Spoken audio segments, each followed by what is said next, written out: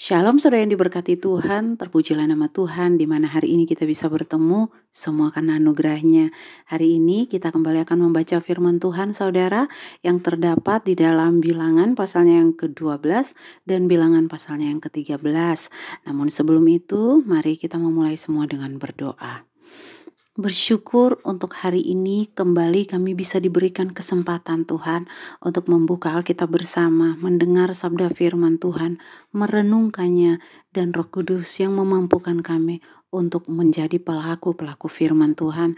Terima kasih Tuhan, Kau berkati setiap kami, biarlah Roh Kudus Tuhan yang akan menolong kami ketika kami mendengar firman ini. Roh Kudus mengajari kami sesuatu hal yang indah yang Tuhan berikan bagi setiap kami.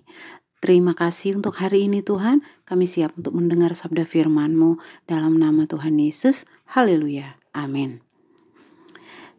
Baik saudara, kita akan segera membaca bersama di Bilangan pasalnya yang ke-12 dan Bilangan pasalnya yang ke-13. Namun tak lupa saya juga ingin menginformasikan bahwa saya membaca Alkitab ini melalui Alkitab Terjemahan Indonesian Modern Bible atau IMB, saudara.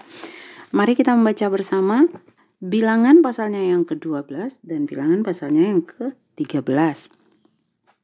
Pemberontakan Miriam dan Harun.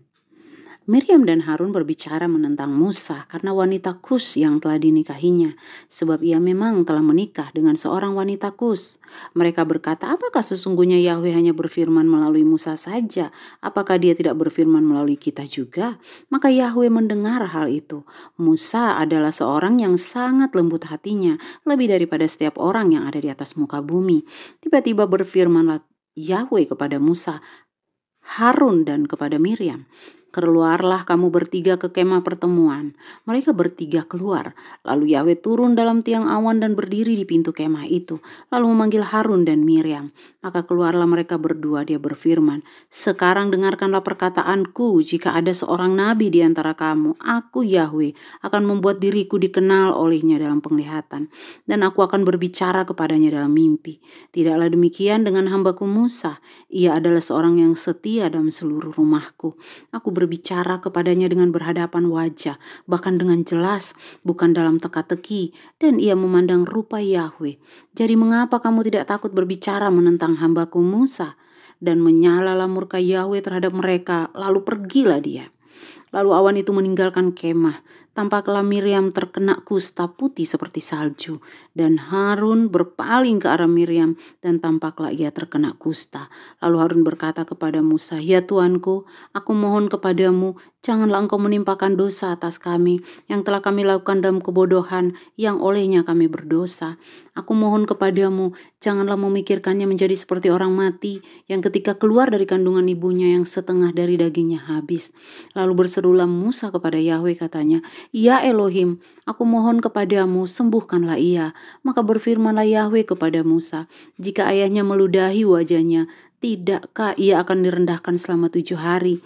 Ia harus dikucilkan keluar dari perkemahan selama 7 hari, dan sesudah itu ia boleh diterima lagi. Lalu Miriam dikucilkan keluar dari perkemahan selama 7 hari, dan bangsa itu tidak berangkat sampai Miriam berkumpul kembali. Sesudah itu berangkatlah bangsa itu dari Hazerot dan mereka berkemah di padang gurun Paran. Pasal yang ke-13, pengintaian tanah Kanaan.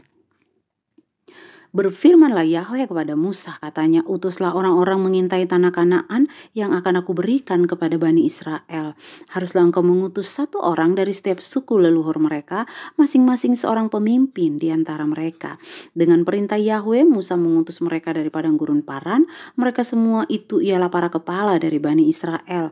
Inilah nama-nama mereka: dari suku Ruben, Samua anak Sakur; dari suku Simeon, Safat anak Hori; dari suku Yehuda, Kaleb anak Yefune; dari suku Isakar, Yigal anak Yusuf; dari suku Efraim, Hosea anak Nun; dari suku Benyamin, Palti anak Rafu; dari suku Sebulon, Gadiel anak Sodi; dari suku Yusuf, yaitu dari suku Manasye, Gadi anak Susi; dari suku Dan, Amiel anak Gemali; dari suku Asher, Setur anak Mikael; dari suku Naftali, Nahbi anak Wofsi; dari suku Gad, Guel anak Maki.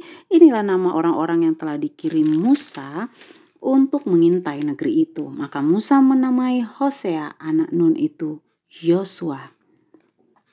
Musa mengirim mereka untuk mengintai tanah Kanaan dan berkata kepada mereka, "Pergilah ke sana ke tanah Negeb, kemudian naiklah ke bukit dan kamu akan melihat negeri itu. Bagaimanakah ia dan orang-orang yang berdiam di dalamnya? Apakah ia kuat atau lemah? Apakah mereka sedikit atau banyak? Bagaimanakah negeri yang di dalamnya mereka tinggal? Apakah itu baik atau buruk? Dan bagaimanakah kota-kota yang mereka diami? Apakah mereka berdiam di perkemahan atau di perbentengan? Lalu bagaimanakah tanah itu? Apakah subur ataukah gersang? Apakah di dalamnya terdapat pohon-pohon ataukah tidak? Kuatkanlah hatimu dan bawalah buah dari tanah itu. Hari-hari ini adalah hari-hari pemetikan anggur yang pertama." Lalu pergilah mereka mengintai negeri itu dari padang gurun Sin sampai Rehob untuk memasuki Hamat. Mereka naik ke Negeb dan sampai ke Hebron.